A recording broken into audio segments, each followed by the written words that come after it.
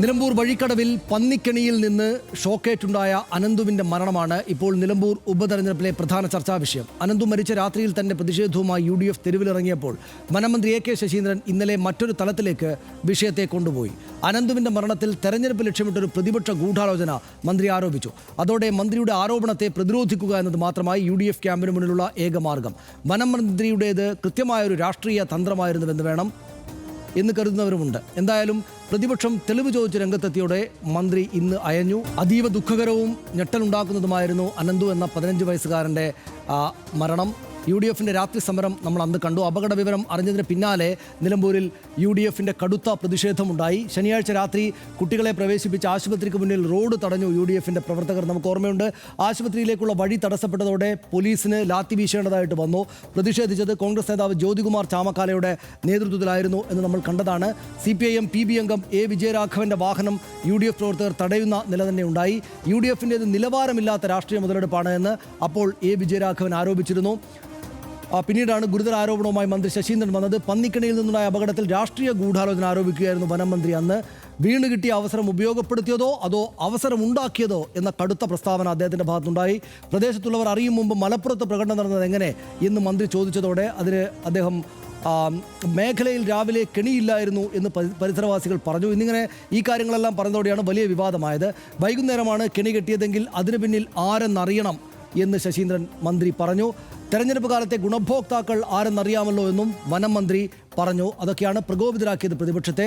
തണുത്തുറഞ്ഞ പ്രചാരണം കൊഴുപ്പിക്കാനുള്ള ബോധപൂർവ്വ ശ്രമം നടന്നു കാണാം എന്ന് അദ്ദേഹം മന്ത്രി പറഞ്ഞു. കർഷക ജനതയുടെ വികാരം ഉണർത്തി സർക്കാരിനെതിരെ തിരിക്കാൻ ശ്രമമുണ്ടായി എന്ന് അദ്ദേഹം പറഞ്ഞു. MP ഗോവിന്ദൻ CPIM സംസ്ഥാന സെക്രട്ടറി ആവർത്തിച്ചു. വിദ്യാർത്ഥിയുടെ മരണത്തിൽ രാഷ്ട്രീയ മുതലെടുപ്പിന് UDF ശ്രമമെന്നാണ് പക്ഷേ MP ഗോവിന്ദൻ പറഞ്ഞത്. LDFിനെ കടന്നാക്രമിക്കാൻ ദാരുണ സംഭവങ്ങൾ രാഷ്ട്രീയ ആയുധമാക്കുന്നു എന്ന വിമർശനം അദ്ദേഹം മുന്നോട്ട് വെച്ചു. പ്രതിയുടെ ഫോൺ രേഖകൾ പരിശോധിക്കണമെന്ന് MP ഗോവിന്ദൻ പറഞ്ഞു. പഞ്ചായത്ത് മെമ്പറിൻ്റെ പങ്ക് അന്വേഷിക്കണം, ഇയാൾ UDF സ്ഥാനാർത്ഥിയുടെ അടുത്ത സുഹൃത്താണ് എന്നുകൂടെ MP ഗോവിന്ദൻ അതോട് ചേർത്ത് വെച്ച് പറഞ്ഞു. മന്ത്രിക്കെതിരെ UDF അതിശക്തമായിട്ട് രംഗത്ത് വന്നു. ആരോപണം തെളിയിക്കാൻ മന്ത്രിയെ വെല്ലുവിളിച്ചു UDFിൻ്റെ നേതാക്കൾ. തെരഞ്ഞെടുപ്പുമായി കൂട്ടിക്കെട്ടിയുള്ള ഗൂഢാലോചന ആരോപണം ഹീനമാണെന്ന് VD സതീശൻ പ്രതിപക്ഷ നേതാവ് പറഞ്ഞു. മന്ത്രിയുടെ ആരോപണം ശുദ്ധ കളവും വിവരക്കേടുമാണെന്ന് സണ്ണി ജോസഫ് പറഞ്ഞു. ഗൂഢാലോചന ആരോപണം യഥാർത്ഥ വിഷയത്തിൽ നിന്ന് ശ്രദ്ധ തിരിക്കാനുള്ള പാഴ്വേലയാണെന്ന് ലീഗ് നേതൃത്വവും പറഞ്ഞു. മരണത്തിൽ ഗൂഢാലോചന ഉണ്ട് എന്ന് പറഞ്ഞിട്ടില്ലെന്ന് ഇന്ന് വനം മന്ത്രി പറഞ്ഞുകൊണ്ട് അദ്ദേഹം U-ടേൺ എടുത്തു. പ്രതിഷേധത്തിൽ രാഷ്ട്രീയമുണ്ടെന്നാണ് ഉദ്ദേശിച്ചത് എന്ന് വിശദീകരിക്കുകയാണ് അദ്ദേഹം ഇന്ന് ചെയ്തത്. രാഷ്ട്രീയമായി ഉപയോഗപ്പെടുത്തിയോ എന്ന് സംശയിക്കുന്നു എന്നാണ് താൻ പറഞ്ഞത് എന്നാണ് അദ്ദേഹം പറഞ്ഞത്. പരാമർശത്തിൽ മുഖ്യമന്ത്രി തന്നോട് അതൃപ്തി പ്രകടിപ്പിച്ചു എന്ന വാദം വനം മന്ത്രി രോഷത്തോടെ തള്ളി. പഞ്ചായത്ത് ഭരണസമിതിക്കെതിരെ LDF സമരം നടന്നുവെന്ന് വഴിക്കടവ് പഞ്ചായത്ത് കോൺഗ്രസ് ഭരണസമിതിക്കെതിരെ LDF രംഗത്ത് വന്നു. കാട്ടുപന്നികളെ കൊല്ലാൻ അധികാരമുണ്ടായിട്ടും ഇടപെടാത്തതിൽ പ്രതിഷേധമാണ് പഞ്ചായത്തിനെതിരെ LDF മുന്നോട്ട് വെച്ചത്. മുഖ്യപ്രതി കോൺഗ്രസ് പ്രവർത്തകരാണെന്ന് ചൂണ്ടിക്കാട്ടി LDFിൻ്റെ നേതാക്കൾ. രാഷ്ട്രീയവൽക്കരിച്ചത് നിലമ്പൂരിന് പുറത്തുള്ള കോൺഗ്രസ് നേതാക്കളാണെന്ന് LDF സ്ഥാനാർത്ഥി M സ്വരാജ് ഇന്ന് പറഞ്ഞു. ഹർഷൻ അവിടെ ഉണ്ടായിരുന്നപ്പോഴാണ് അവിടെ പൊളിറ്റിക്കൽ മാസ് ചെയ്യാൻ വേണ്ടി പോവുകയും ആ ദിവസം രാത്രി തന്നെയാണ് സംഭവം ഉണ്ടായത്. അവിടെ തന്നെ നേരിട്ട് പോവുകയും ചെയ്തിട്ടുണ്ട്. മന്ത്രിയുടെ ഭാഗത്ത് നിന്ന് അങ്ങേയറ്റം ദാരുണമായ സംഭവമാണ്. ഒരു 15 വയസ്സുകാരൻ കുട്ടി അപ്രതീക്ഷിതമായിട്ട് ഈ തോട്ടിലേക്ക് പോകുമ്പോൾ ഷോക്കേറ്റ് അതിദാരുണമായിട്ട് മരിച്ചു പോവുകയാണ്. മറ്റു കുട്ടികൾക്ക് പരിക്കേൽക്കുകയാണ്. സ്വാഭാവികമായിട്ടും ഇത്ര ദാരുണമായൊരു സംഭവത്തിന് മുന്നിൽ വിറങ്ങലിച്ച് നിൽക്കേണ്ട രാഷ്ട്രീയ നേതൃത്വം അതൊരു രാഷ്ട്രീയ സമയം തന്നെ എന്ന് കണ്ട് ചാടുന്നതാണ് അന്ന് രാത്രിയും കണ്ടത്. ഇന്നലത്തെ മന്ത്രിയുടെ വർത്തമാനത്തിലും ആ ഒരു തോന്നൽ എനിക്കുണ്ടായി. പക്ഷേ ഇന്നിപ്പോൾ അദ്ദേഹം തിരുത്തുകയാണ് ചെയ്തിരിക്കുന്നത്. എന്താണ് യഥാർത്ഥത്തിൽ അവിടെ സംഭവിച്ചത്? യഥാർത്ഥത്തിൽ ഈ മുഴുവൻ രാഷ്ട്രീയ നേതാക്കളും തന്നെ അവിടെയുള്ള മുഴുവൻ രാഷ്ട്രീയ നേതാക്കളും പിറ്റേ ദിവസത്തേക്കെങ്കിലും ഈ അനന്തുവിൻ്റെ വീട് സന്ദർശിച്ചിട്ടുണ്ട്. ഞാനും പോയിരുന്നു അവിടെ. അത് ഒരു വനത്തോട് ചേർന്ന് കിടക്കുന്ന ഒരു പ്രദേശമാണ്. ഈ വനത്തിൻ്റെ ചുറ്റും ഈ ഏതാണ്ട് ഈ വീടിന് തൊട്ടടുത്തുള്ള പരിസരത്ത് തന്നെ വനാതിർത്തിയാണ്. ഒരു തോട് മുറിച്ച് കടന്നു വേണം, നമുക്ക് ഈ അപകടമുണ്ടായ തോട് മുറിച്ച് കടന്നു വേണം അനന്തുവിൻ്റെ വീട്ടിലേക്ക് കയറിപ്പോകാൻ. ആ ചുറ്റും ഈ വനാതിർത്തിയോട് ചേർന്ന് ഇലക്ട്രിക് ഫെൻസിങ് തന്നെ വനംവകുപ്പ് നടത്തിയിട്ടുണ്ട്. ഇതൊക്കെ നമുക്കവിടെ കാണാം. അതായത് ഈ വന്യമൃഗശല്യം സ്വാഭാവികമായും തുടർച്ചയായി ഉണ്ടാകാവുന്ന ഒരു പ്രദേശം തന്നെയാണ്. അതിനകത്തൊരു സംശയവുമില്ല. അവിടെ തന്നെയുള്ള ആളുകൾ അവിടെ നിന്ന് ജീവിതം മതിയാക്കി പോകുന്ന സ്ഥിതി പോലും ഉണ്ട് എന്നുള്ളത് ആ പ്രദേശവാസികൾ തന്നെ പിന്നീട് പറയുന്ന സാഹചര്യവും ഉണ്ടായിട്ടുണ്ട്.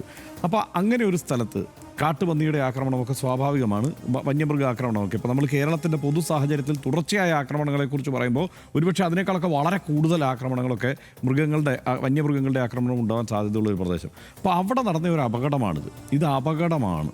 അതായത് അത് വരുത്തി വെച്ചതാണോ എന്ന് ചോദിച്ചാൽ അതിന് ഉത്തരവാദി അവിടുത്തെ ഈ പന്നി വേട്ടക്കാരൻ തന്നെയാണ്. ഒരു പന്നി വേട്ടക്കാരൻ ഒരു സ്ഥലത്ത് വന്നിട്ട് ഇങ്ങനെ എന്താണ് ഈ വൈദ്യുതി ലൈനിൽ നിന്ന് കറണ്ട് ഇതുപോലെ മോഷ്ടിച്ച് ഇങ്ങനെ അവിടെ ചെയ്യുമെന്നും അതൊരു 9 മണിക്ക് അവിടെ ചെയ്യും എന്നുള്ളത് ആരും പ്രതീക്ഷിക്കുന്നില്ല. പിന്നെ ആ സമയത്ത് ഈ ഇരുട്ടായി കഴിയുമ്പോഴും അവിടെ സ്വാഭാവികമായും വീടിന് തൊട്ടടുത്ത പരിസര പ്രദേശമൊക്കെയാണ്. പക്ഷേ കുട്ടികളൊക്കെ മീൻ പിടിക്കാൻ പോകുന്ന ഒരു സമയമാണ് അത് എന്ന് ഒരുപക്ഷെ ഈ പന്നി വേട്ടക്കാരനും കരുതിയിട്ടുണ്ടാവില്ല. എന്തായാലും അതങ്ങനെ ഒരു അപകടമായി അവിടെ സംഭവിച്ച കാര്യമാണ്. അതിൽ ശിക്ഷിക്കപ്പെടേണ്ട ഒന്നാമത്തെ പ്രതി എന്ന് പറയുന്നത് ഈ പന്നി വേട്ടക്കാരൻ തന്നെയാണ്. അതിനകത്ത് സംശയമൊന്നുമില്ല, ഉത്തരവാദി അയാളാണ്. ബാക്കി ഈ നടക്കുന്ന രാഷ്ട്രീയ ആരോപണ പ്രത്യാരോപണങ്ങൾ എന്നുള്ളത് അങ്ങേയറ്റം തരം താഴ്ന്നതും വഴിവിട്ടതുമാണെന്നുള്ള കാര്യത്തിൽ ഒരു സംശയവും വേണ്ട. അന്ന് രാത്രി നടന്നത് മുതൽ അതാണ് ഞാൻ പറയുന്നത്.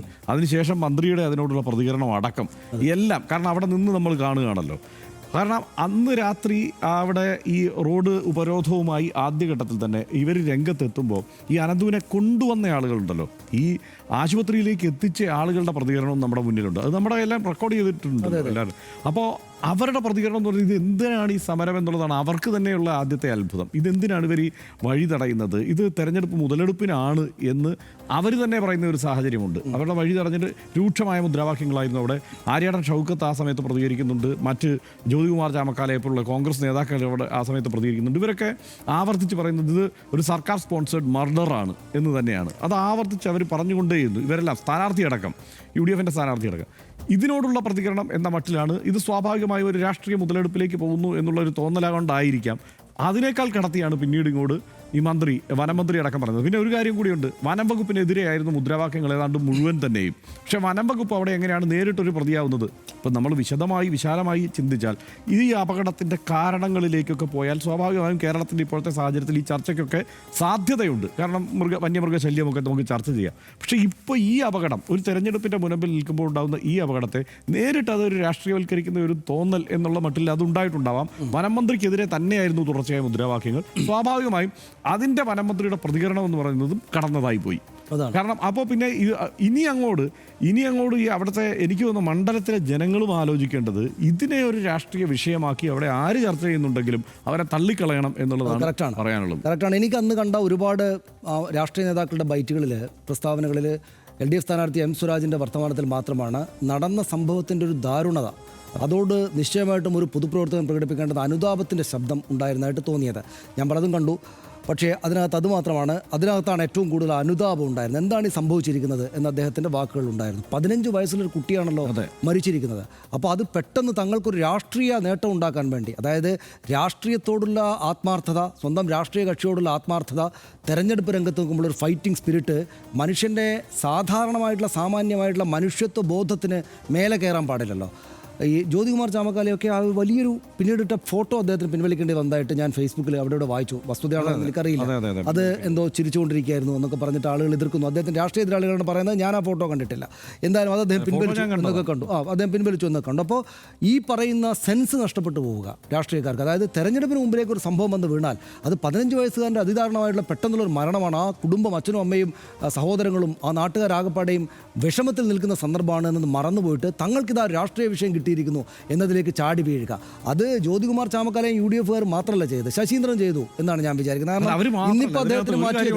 ഇതിനകത്ത് ഗോവിന്ദ മാഷ് അവിടെ പോയിട്ട് ഇറങ്ങി വരുമ്പോൾ ഇത് ഞങ്ങളുടെ കുടുംബകാര്യമാണ്, ഞങ്ങളുടെ പാർട്ടി അംഗത്തിൻ്റെ മകനാണ് മരിച്ചത് എന്നതടക്കം പറയുന്നുണ്ട്. എന്ന് വെച്ചാൽ ആ കുടുംബകാര്യമാണ്, ഞങ്ങളുടെ പാർട്ടി കുടുംബമാണിത് എന്ന്.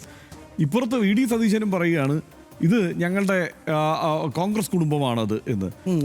അത് ഇത് ഇങ്ങനെ നമ്മളെടുത്ത് കാണുമ്പോൾ വളരെ പരിഹാസ്യമായിട്ടാണ്. അത് മാത്രമല്ല ഈ മന്ത്രിയുടേതിലേക്ക് വന്നാൽ, മന്ത്രി ഇപ്പോൾ പറഞ്ഞതാണെങ്കിൽ ഓക്കെ, അതായത് അവിടെ നടന്നിരിക്കുന്ന സംഭവങ്ങളെ UDF ഒരു രാഷ്ട്രീയ ആയുധമായിട്ട് ഉപയോഗിക്കുന്നു, അത് തെറ്റാണ് എന്ന് അദ്ദേഹം പറയുകയാണെങ്കിൽ ഓക്കെ. അതല്ല, അതിനപ്പുറത്തേക്ക് കടന്നിട്ട് അദ്ദേഹം പറഞ്ഞത് ഈ സംഭവം ഉണ്ടാക്കിയത് തന്നെ രാഷ്ട്രീയമായിട്ടാണോ എന്നാണ്. എന്ന് വെച്ചാൽ അദ്ദേഹം എന്താ പറയുന്നത്, ഈ സംസ്ഥാനത്തെ ഏറ്റവും പ്രായക്കൂടുതലുള്ള രാഷ്ട്രീയ പ്രവർത്തകരിൽ ഒരാൾ, ഒരു മന്ത്രി, ഉത്തരവാദപ്പെട്ട സ്ഥാനത്ത് നിന്ന് പറയുകയാണ് 10-15 വയസ്സുള്ളൊരു കുട്ടി മരിച്ചത് രാഷ്ട്രീയക്കാർ തെരഞ്ഞെടുപ്പ് ഉദ്ദേശം വെച്ചിട്ട് ചെയ്തതാണോ എന്ന് ഞാൻ സംശയിക്കുന്നു എന്ന് പറഞ്ഞാൽ അദ്ദേഹത്തിന് ഇങ്ങനെ വിമർശിച്ചാൽ പോരാ എന്നാണ് എൻ്റെ അഭിപ്രായം. അത് അദ്ദേഹത്തിന് ഇന്ന് വന്നിട്ട് മുഖ്യമന്ത്രി എന്നോട് ചീത്ത വിളിച്ചിട്ടില്ല, അല്ലെങ്കിൽ എന്നെ വിമർശിച്ചിട്ടില്ല എന്ന് അദ്ദേഹം പറയുന്നത്. മുഖ്യമന്ത്രി അദ്ദേഹത്തെ വിമർശിക്കേണ്ടതാണെന്നാണ് എൻ്റെ അഭിപ്രായം. കാരണം അങ്ങനെ നിലവിട്ട് പറയാൻ പാടില്ല. രാഷ്ട്രീയമായിട്ട് അവിടെ തെരഞ്ഞെടുപ്പിൽ ഞങ്ങൾക്കെതിരെ ഈ സംഭവത്തെ ഉപയോഗിക്കുന്നുവെന്ന് LDFനും അതിൻ്റെ മന്ത്രിമാർക്കും പ്രവർത്തകർക്കും ഒക്കെ തോന്നാം. പക്ഷെ അത് പറയുന്നതിന് ഈ പറയുന്ന ഇത്രയും 15 വയസ്സുകാരൻ്റെ ഒരു കുട്ടിയുടെ ബോഡി അവിടെ ചൂടാറാതെ കിടക്കുന്ന സമയത്ത് ഇങ്ങനെ പറയാൻ പാടില്ല. സ്വരാജ് സംസാരിച്ചത് മാതൃകയാക്കേണ്ടതാണ്. അപ്പോൾ അതുകൊണ്ട് അത് അദ്ദേഹത്തിനെ ഒന്നുകൂടെ ശക്തമായിട്ട് വിമർശിക്കേണ്ടതാണ് എന്നെനിക്ക് തോന്നുന്നു. എന്ന് മാത്രമല്ല, സമീപകാലത്ത് നടക്കുന്ന പല സംഭവ വികാസങ്ങളിലും മന്ത്രിയുടെ ഈ AK ശശീന്ദ്രൻ മന്ത്രിയുടെ വർത്തമാനങ്ങൾ ആദ്യഘട്ടത്തിൽ ഒരല്പം ഇങ്ങനെയല്ലോ പറയേണ്ടതെന്ന് തോന്നുന്ന പോലെയാണ്. പക്ഷേ പിന്നീട് അദ്ദേഹം തിരുത്താറുണ്ട്. ഇന്ന് അദ്ദേഹം തിരുത്തിയത് നന്നായി. വഴിക്കടവിലുണ്ടായത് ഇറച്ചിക്കായി പന്നിയെ വേട്ടയാടിയതിനിടെ ഒരു കുരുന്നു ജീവൻ നഷ്ടമായ ക്രിമിനൽ കുറ്റകൃത്യമാണ്. പന്നിക്കണിയിൽപ്പെട്ട് 15 വയസ്സുള്ളൊരു കുട്ടി മരിക്കുക എന്ന് പറഞ്ഞാൽ എത്ര ഹൃദയഭേദകമാണത്. ഒരു കുടുംബത്തിൻ്റെ ജീവിത പ്രതീക്ഷകളെ മുഴുവൻ ചിതറിച്ച് കളഞ്ഞ ഈ കുറ്റകൃത്യത്തെ ഏറ്റവും ഗൗരവമായി തന്നെ ഭരണ സംവിധാനവും പോലീസും കാണണം. പക്ഷേ വന്യമൃഗങ്ങൾ നാട്ടിലിറങ്ങി മനുഷ്യരുടെ സ്വൈര്യ ജീവിതത്തിൽ ഇടപെടുകയും കൃഷി നശിപ്പിക്കുകയും ചെയ്യുന്ന കേരളത്തിലെ മലയോര ജനതയുടെ ഏറ്റവും പ്രധാനപ്പെട്ട ജീവൽ പ്രശ്നത്തെ വേറെ തന്നെ കാണേണ്ടതുണ്ട്. ഈ ഹൃദയഭേദകമായ സംഭവത്തെ മനുഷ്യ വന്യമൃഗ സംഘർഷവുമായി കൂട്ടിക്കെട്ടുന്നത് ശരിയല്ല എന്നാണ് RDXന്റെ അഭിപ്രായം. കാടതിരുകളിലെ വൈദ്യുത ലൈനുകൾ പൂർണ്ണമായും ഇൻസുലേറ്റഡ് കേബിളുകൾ വഴിയാക്കുന്നതടക്കം കാര്യങ്ങൾ സർക്കാർ ഗൗരവമായി പരിഗണിക്കണം. ഒരു കുരുന്നു ജീവൻ ഇவ்விധം പൊലിഞ്ഞുപോയതിനെ ഉപതെരഞ്ഞെടുപ്പ് വിഷയമാക്കി രാഷ്ട്രീയവൽക്കരിക്കുന്നത് തെറ്റാണ്. വനമന്ത്രിയുടെ അതിരുകടന്ന പ്രസ്താവനയും അതേ അളവിൽ തെറ്റ് തന്നെ. വരും ദിവസങ്ങളിൽ ഈ വിഷയം ഈ വിധം രാഷ്ട്രീയ വിഷയമായി മാറാതിരിക്കട്ടെ എന്നാണ് RDX ആശിക്കുന്നത്. അപ്പോഴും വനമേഖലയിലും മലയോര മേഖലയിലും മാത്രമല്ല, അങ്ങ് കുട്ടനാട്ടിൽ പോലും എത്തി നിൽക്കുന്ന വന്യജീവി ഭീഷണിയും നമുക്ക് അവഗണിക്കാനാവുകയില്ല. ഇവിടെ പക്ഷേ ഒരു കുറ്റകൃത്യം ചെയ്ത ഒരു പന്നി വേട്ടക്കാരൻ്റെ കുറ്റകൃത്യമാണത് എന്ന് നമ്മൾ പ്രത്യേകമായിട്ട് കാണണം. ഈ വിഷയം നിലമ്പൂർ തെരഞ്ഞെടുപ്പിൽ നിശ്ചയമായും ചർച്ചയാവുക തന്നെ വേണമെന്നും RDX കരുതുന്നു.